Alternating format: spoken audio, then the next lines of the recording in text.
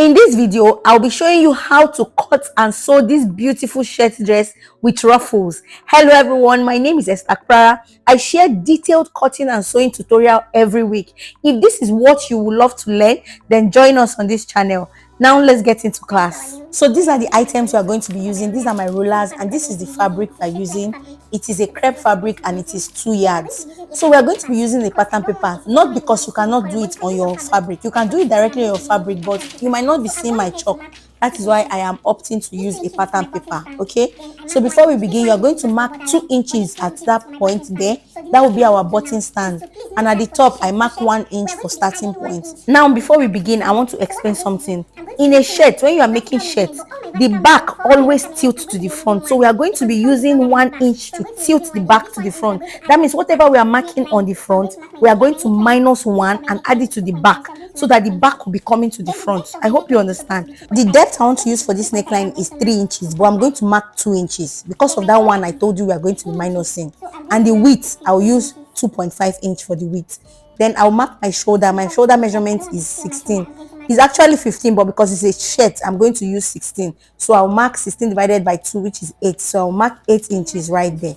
Then I'll just go ahead and connect the neckline. So I'll connect the neckline like this. Then at that place where I mark my shoulder measurement, I will go down by 1 inch for my shoulder slope. So I'll go down 1 inch. Then I'll connect my shoulder slope to my neckline just like this. So the next thing I will do is to mark all my vertical lines. The first vertical line I'm going to mark is my chest line, and my chest line is gotten from my bust divided by 6 plus 1.5. When I do that calculation, I will get 8.5, but I'm not going to mark 8.5. I'm going to minus 1 from that 8.5, which will give me 7.5. Then I'll mark it from my shoulder slope. Did you see where I mark it? I'll mark 7.5 from my shoulder slope. Then I'll connect it. Then the next vertical line is my half length. My half length is 16.5, but I'm going to mark 15.5 because I'll minus 1. You already know that, right? Then I'll connect that one too. Then the next thing I will do is to mark my hip line. So I'll get my hip line. Instead of marking it from the top, I'll just go down from my half length by 9 inches. So if I go down from there by 9 inches, it has already covered that one we are talking about since. So now I'm going to connect all the line. First my bust line, my waistline, and my hip line.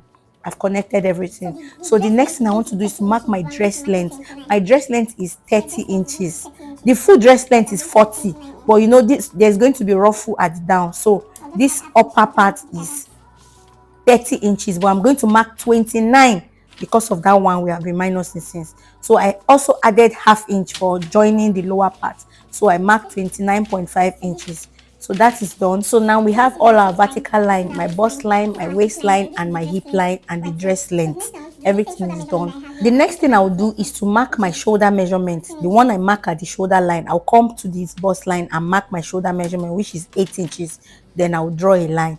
What we want to do is to connect our armhole.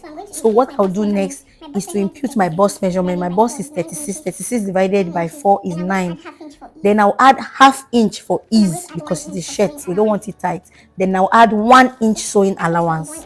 Okay, half inch for ease, 1 inch sewing allowance. Then on the waistline, I'm not going to put anything because I want it to be a free dress. I'll go to my hip line. I will put my hip measurement. My hip is 41. 41 divided by 4 is 10.25. Then I'll add half inch for ease and 1 inch sewing allowance. So this same thing that is on my hip line, I'll just drop it on my dress length line, the gown length line. So I've done that. Now I'm going to connect. I'll just connect straight from the bust to the hip and from the hip to the dress length. But if you want shape to be on your dress, you can go in. I think at the end of the day, when I finished making it, I still shaped that waist because it was too big at the waist. I wanted it to have a little space, a little fitting. So I went in after I finished sewing. Okay, but if you want your shirt to be free, you can leave it like this. So I'll go to my armhole, I'll get the midpoint, and I'll go in by half inch. And we'll connect the armhole. You know how to connect armhole now. I'll go ahead and connect the armhole. So this is the armhole for the front. Let me just connect for the back. The back will not go in. Don't go in for the back armhole. Just connect it. We'll use that as our back armhole. Okay. So now we are done drafting everything. All we need to do now is to cut out.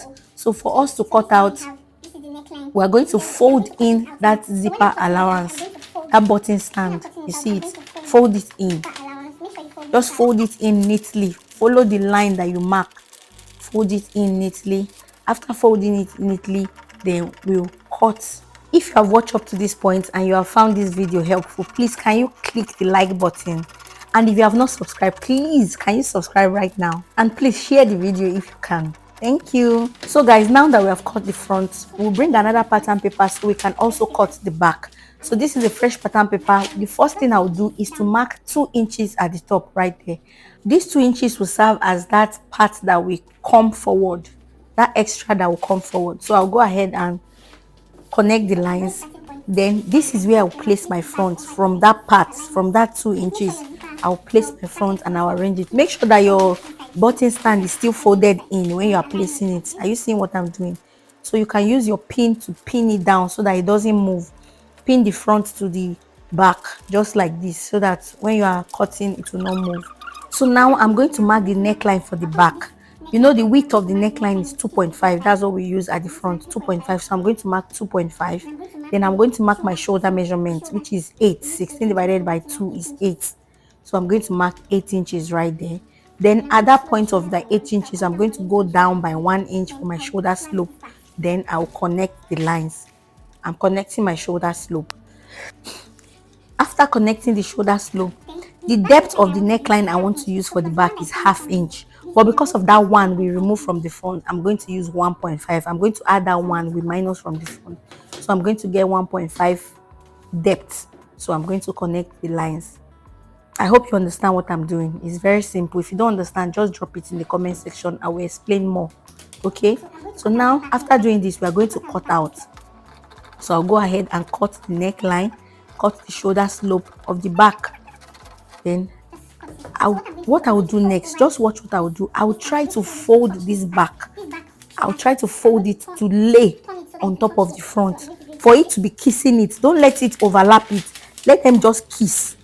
When you turn it like this shoulder slope and the neck, the point of the neck where they meet, just bend it. Let them be kissing. Don't make it overlap. Let it not overlap. I'm emphasizing on this. Don't overlap it. So when you fold it like this, you will notice that the neckline is not matching. So you redraw it. Please watch what I'm doing here. You redraw it where it will match. Just connect it where it will match. Look at what I'm doing. Even the shoulder slope too will not be matching. Just use your ruler to reconnect it. Let it match. If you don't do it like this, when you are sewing it, the neckline will not match. One will be wider than the other one. Even the shoulder will not match.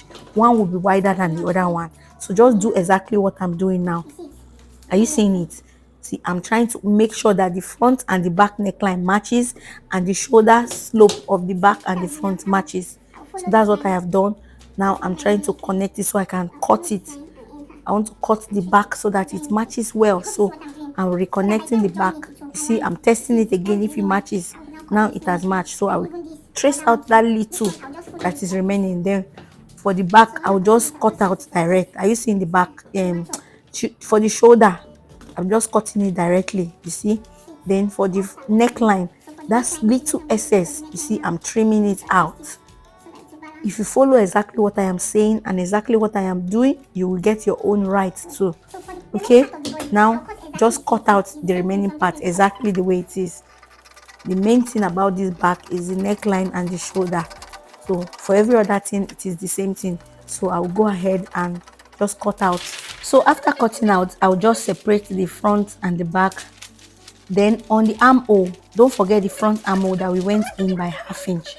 So on that front armhole, I'll just cut out that part. You see that part there? I'll go ahead and trim it out. Then we can go ahead and transfer to our fabric and we begin to sew. So guys, let's transfer to fabric. I added 1/2 inch allowance on the neckline, on the shoulder slope, and on the armhole. That's all. Remaining part, I did not add anything because we have already added it while drafting. So just add only on the neckline, the shoulder slope, and the armhole. That's all. Then you cut out. So just go ahead and cut out the front. So this is the front is done. Then the back, Also add only on the neckline, the shoulder slope, and the armhole. That's all. Then you cut out just like this. Good. So we are done cutting. Now I'm going to cut the facing for the back. So this is how to cut your facing. Just place your back on it and cut exactly what you have. You see it? Cut exactly what you have. Then you can make the length to be like 9, 10 inches or 8 inches is fine. Let's say 8 or 9 inches is okay. Now let's just keep the back aside, then we work with the front. So this is the front. I'll remove my pins from it. Then the first thing I'm going to do to this front is go to my pressing table and press stay at the center front so that we can fold our button stand to give it stability, to give that our button stand stability. So I'm going to press stay on that center front. So guys, I've gone ahead to press the stay on the center front. Do you see it? And the next thing I did was to fold. I folded ½ inch first. That's what I'm showing you. I folded ½ inch. After folding ½ inch, you see it, ½ inch first, then I folded 1 inch. I want to show you again, ½ inch first, then 1 inch. You see it? That will complete our button stand allowance that we added. Then the last ½ inch is the overlap. You see it? ½ inch first. I did it on the second part too. ½ inch first, then 1 inch. Then you iron it. That's what I did for this front. That is why it's looking like this now. So our button stand is ready. I'll just go ahead and stitch it. Just stitch it straight down. Any excess you find at the top there, you can cut it out. So you go ahead and stitch it down. After folding it with your iron like this, you go ahead and stitch it down. Then I'll bring the back. We want to fix our yoke. It's called yoke. That back facing is called yoke. So you fix it just like this. I press stay at that part to make it stable. Then I'll put my hemming gum. If you want to stitch it like this, you can stitch it, but for it not to move, I'm going to put my hemming gum under.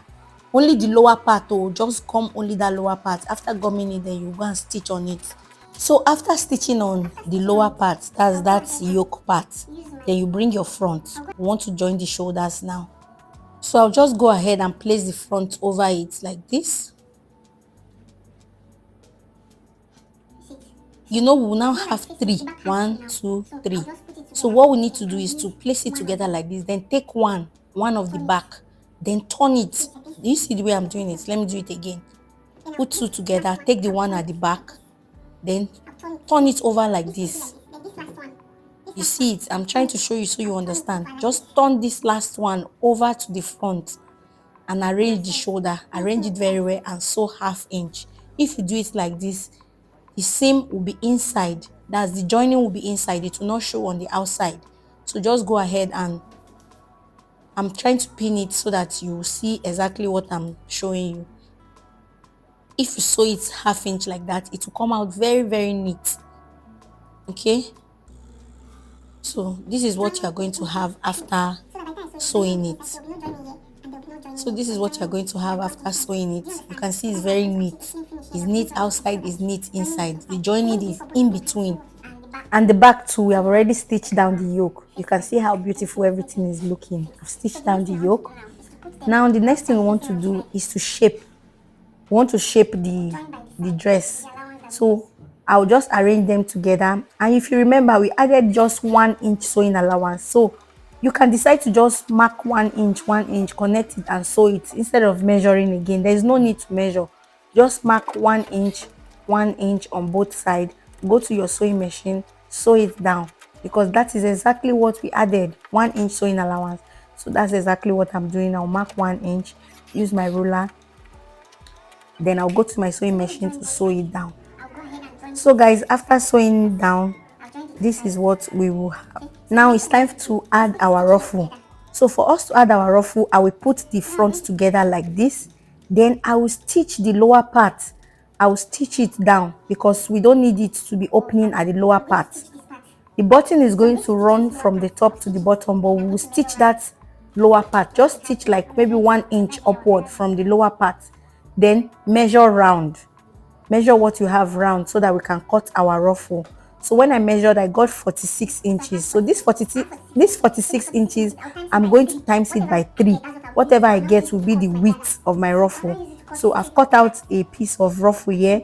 The length of my ruffle is 12 inches. You know, the length we need is 10 inches because our dress length is 40 inches and the top has taken 30 inches, so we are left with 10 inches. The extra 2 inches allowance is the sewing allowance. So I've cut the fabric out, a very long strip, so I'll go ahead and gather it. Now this is the upper part, and I've also gathered the ruffle. Just sew your gathers at the top. Now we want to join it. Don't forget, we are joining the gathers at the top. It will not be under, so make sure you weave. Do that neat weaving. You know that weaving we used to do if you want to leave the hem like that. Do it at the top of that your gather, because this gather is going to be sitting right at the top. Are you seeing it? This is how the gather is going to be sitting. The gather is not going in, it's going to be sitting at the top. So make sure you weave the top of your ruffle. Okay, so now we are going ahead to sew it round. So I'll go ahead and sew it round and I'll show you. So guys, I've sewn it round. This is what it looks like. You can see how beautiful this turned out. Please make sure yours is as beautiful as mine, or even more beautiful. Okay guys, so we'll go ahead and fix the collar.